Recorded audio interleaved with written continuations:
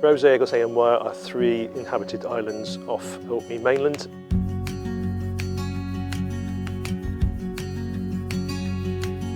The three islands are easily accessible from mainland, so I think the ferry access gives it almost a commuter feel. Rousay is very much an island with a different personality to the rest. It's got height, it's got moorland, you can easily get into the centre of the island and get away from it all, as well as a dramatic coastline on the north side and just a nice community feel.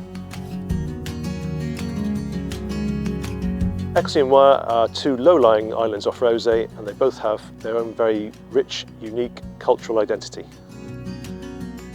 Social housing is a huge issue on the islands. There is no available housing, so it's down to us to expand that. And we've got a few projects in place. We've got planning permission for two self-contained two-bed houses close to the pier on Johnston's Road, and then we're looking at the Old Manse. The Old Manse is currently owned by the Church of Scotland, and it's just about a mile away from the pier.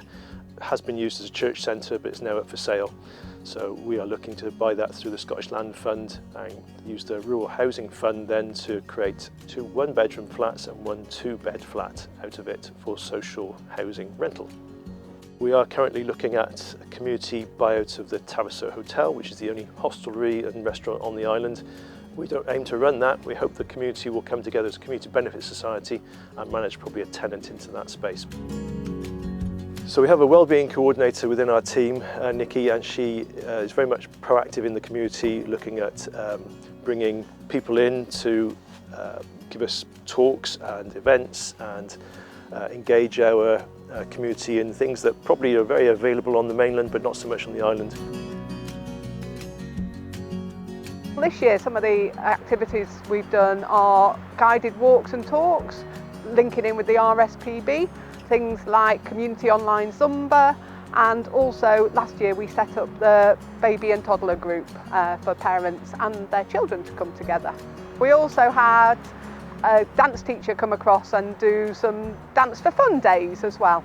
It's really important for people to come together, and I think that builds a resilient community and helps people's mental health and well-being as well, to learn new skills, to share activities together and just have fun. Basically is really important for us all and for our well-being. In 2019, the Trust acquired the Trumland Estate, which is 690 hectares of pretty much bogland, very moist land, but it gives us about a quarter of the land mass of the island is under our ownership now. The main reason for acquiring that was that the community wind turbine, which is a 900 kilowatt turbine on Kingley Hill, is based on it, so we now get access to that without having to pay any rent. But it does give us an opportunity to make sure that that land is managed well, and there's a lot of peat on there. Peatland restoration is something we're very interested to look at, and making the moorland more accessible to visitors and locals alike, because it's a wonderful remote place in the middle of Rousay, and we want to encourage people to enjoy that.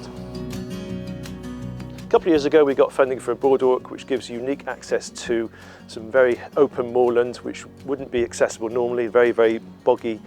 It's made out of recycled plastic and it means you can get on there whatever your ability, so even wheelchair access, and get some fantastic views of the Northern Isles right out to Eday, Westrain. Even you can see Fair Isle on a good day. We look at training where we can, and we offer grants to our residents to expand their training. They can get a £750 expansion in that and upskill themselves. Domestic electrical work is something I've always done.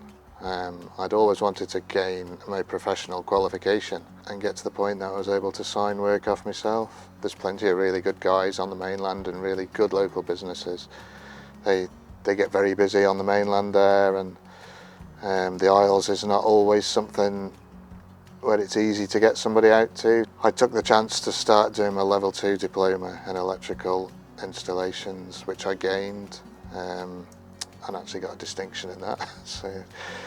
And then I continued on to do my level 3, which I'm almost completed now, and will then carry on to do inspection and testing and 18th edition qualifications and work my way through to being able to sign stuff off. But it's probably something I would never have done without the Development Trust's support.